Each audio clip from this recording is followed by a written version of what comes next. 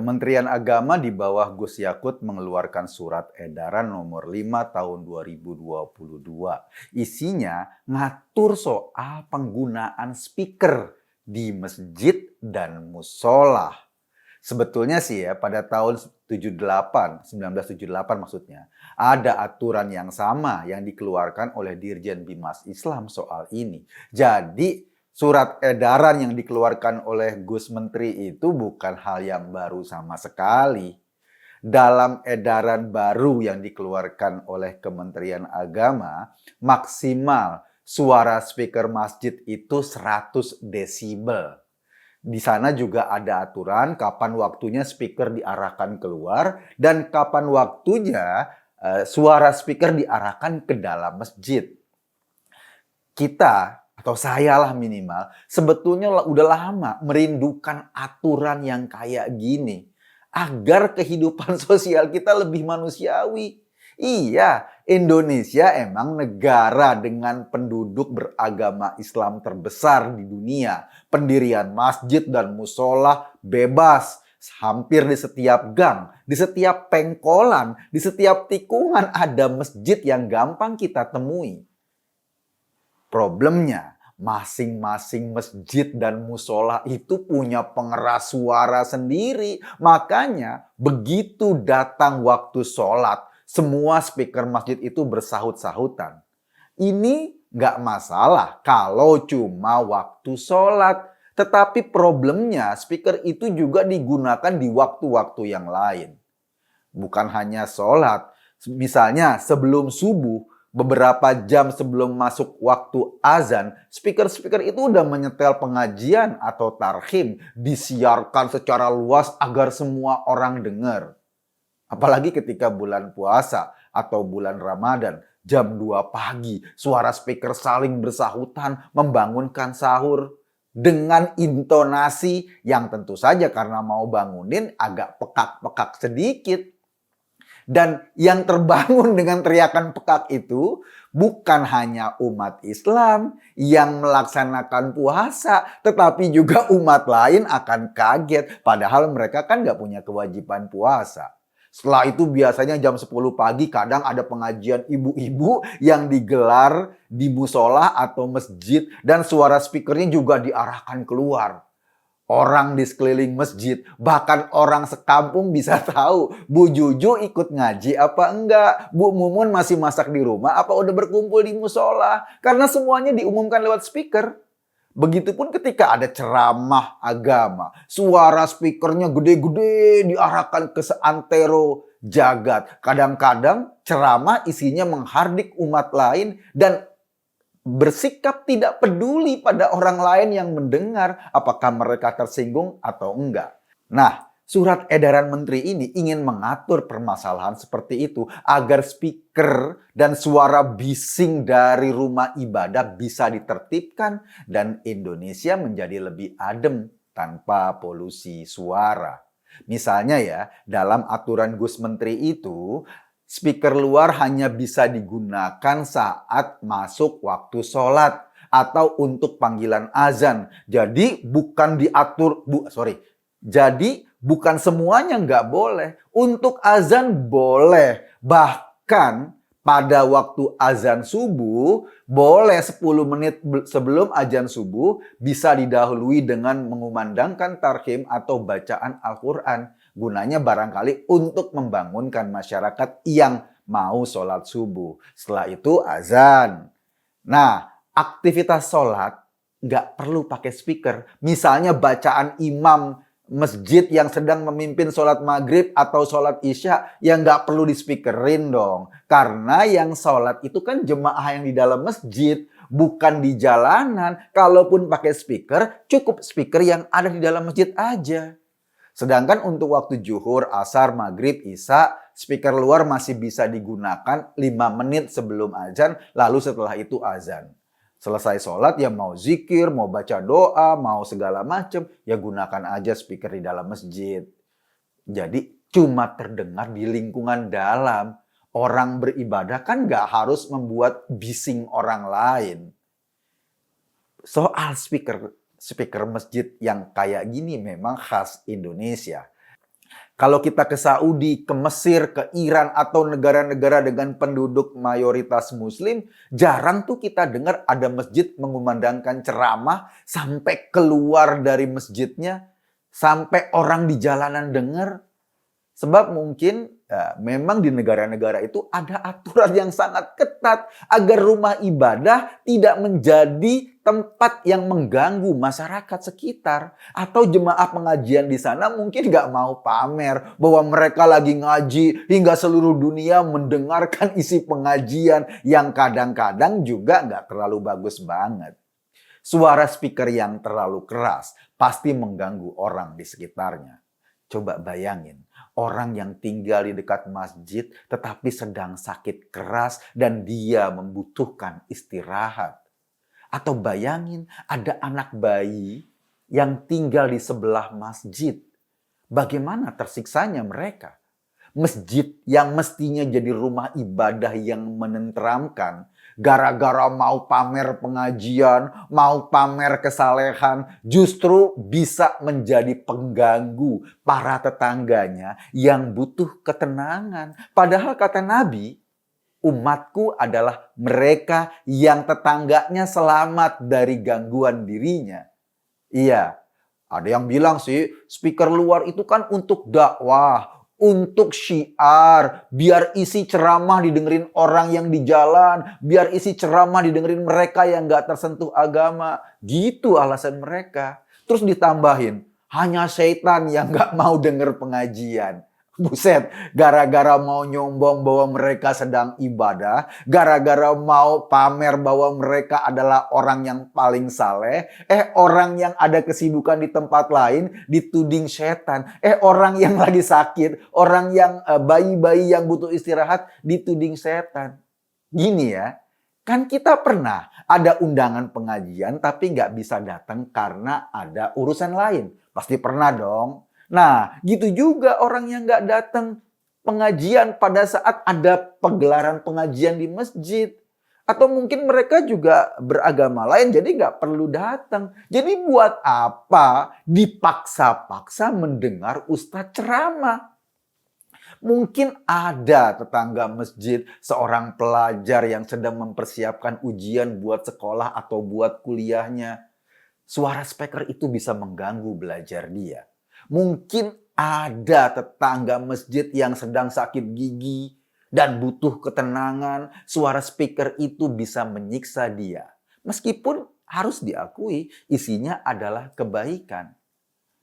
Kalau soal speaker masjid ini ya, saya ingat Ibu Meliana. Anda juga pasti ingat. Bu Meliana ini adalah warga di Tanjung Balai Asahan dan ia adalah korban keganasan masyarakat yang mentang-mentang dalam cara beragama. Bu Meliana seorang penganut Buddha yang tinggal di dekat masjid. Suaminya waktu itu sedang sakit. Ketika suaminya sakit dan butuh istirahat, ia tidak bisa istirahat dengan tenang karena suara bising dari masjid tadi. Ia mengeluhkan speaker masjid yang keras itu kepada tetangganya. Keluhan itu disampaikan di sebuah warung. Cuma keluhan loh, bukan protes. Sekedar obrolan ibu-ibu. Ya Jeng, kasihan deh suami saya lagi sakit. Dia butuh istirahat ya, tapi kan di sebelah itu ada masjid. Speakernya cukup membuat dia tidak bisa istirahat dengan nyaman. Sayangnya, di lingkungan tempat Ibu Meliana tinggal, masyarakatnya jumawa. Omongan dari kelompok ibu-ibu yang kecil sambil belanja sayuran digoreng sedemikian rupa. Meliana malah dituduh menistakan suara azan, menistakan agama. Meliana, istri yang sedang merawat suaminya itu didemo berjilid-jilid. Ia dihantam, rumahnya dirusak, ada vihara bahkan yang dibakar. Ujungnya, Meliana dihukum penjara karena dikenakan pasal penistaan agama. Kasihan. Kesalahan Meliana hanya satu, ia memohon belas kasihan kepada para jemaah masjid itu agar suaminya bisa istirahat, agar suaminya bisa pulih. Itu pun sekedar disampaikan ke ibu-ibu warung sebagai keluh kesah sederhana, keluh kesah seorang perempuan lemah di tengah masyarakat yang sombong dalam beragama. Mungkin banyak orang yang punya masalah seperti yang dirasakan Meliana. Ia dalam tanda kutip terganggu oleh kebisingan suara speaker masjid dan musolah yang berlebihan. Tetapi mereka nggak berani protes karena takut nasibnya seperti Meliana, dipenjara oleh kesombongan masyarakat di sekitarnya. Padahal sebagai umat beragama, kita sih semua berharap kehadiran rumah ibadah bisa membawa kesejukan bagi masyarakat di sekitarnya, bukan malah menjadi sumber gangguan. Dengan kata lain, seperti di zaman Kanjeng Nabi, masjid adalah tempat berlindung atau tempat yang paling aman dari segala gangguan, tempat mencari kedamaian yang paling sejuk. Tapi ya Indonesia beda dengan zaman Nabi. Zaman sudah berubah dan Meliana merasakan perubahan itu. Kemudian ia dipersekusi dan masuk penjara. Hanya karena speaker masjid berteriak dengan sombong tidak mengindahkan telinga orang lain. Tidak, kita bukannya melarang azan. Monggo, azan sehari 5 kali bisa disuarakan di masjid untuk mengingatkan orang beribadah atau sholat. Tetapi seringkali berlebihan, bahkan di luar azan, ceramah-ceramah, dengan segala macam fenomenanya itu disuarakan kemana-mana. Ini yang menjadi problem dan ini yang mau diatur oleh surat edaran Menteri Agama itu. Semoga sih ini ditaati. Kalaupun surat edaran ini yang nggak punya kekuatan hukum yang kuat. Kenapa? Karena bentuknya cuma surat edaran. Menghimbau, memberikan masukan kepada pengurus-pengurus masjid agar dia bisa berempati pada lingkungan di sekitarnya. Sehingga dari surat edaran ini, masjid-masjid tidak diposisikan atau tidak berposisi sebagai sumber gangguan ketentraman penduduk sekitarnya. Sebab semua orang kan punya telinga.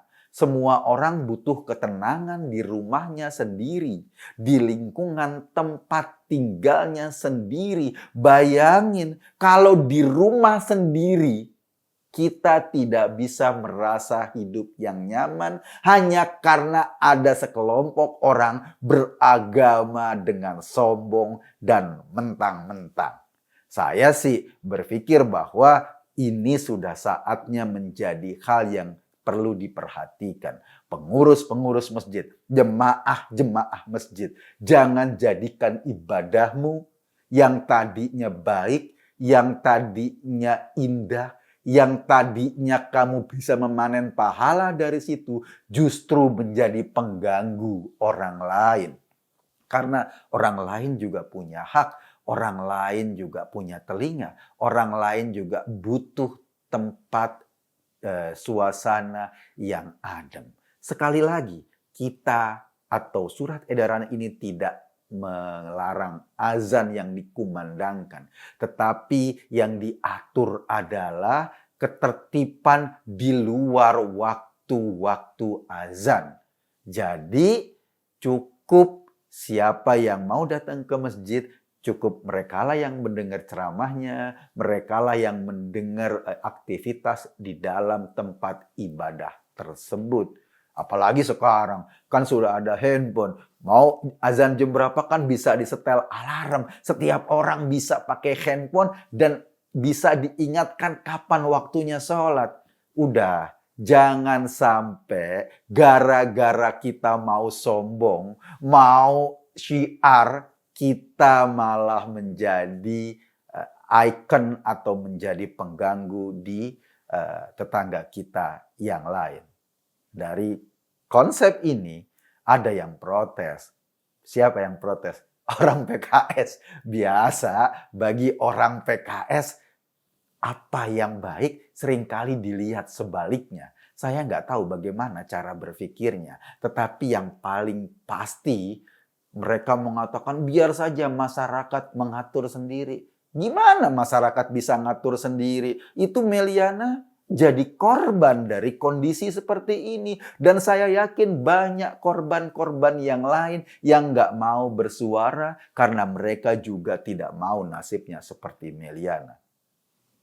Statement salah seorang ketua atau katakanlah petinggi MUI mengatakan, ya jangan cuma masjid dong yang diatur. Rumah ibadah lain juga harus diatur suara speakernya. Saya setuju. Problemnya rumah ibadah lain nggak pakai toa. Atau nggak kedengeran di luar. Jadi boleh saja ini harus berlaku buat rumah ibadah lain. Sehingga kita semua bisa hidup tenang. Jangan menjadikan rumah ibadah sebagai pusat masalah masyarakat. Itu sebetulnya yang ingin dicapai oleh surat edaran tersebut. Saya Eko Kuntadi cuma mengajak Anda berpikir. Kesimpulannya terserah Anda. Terima kasih.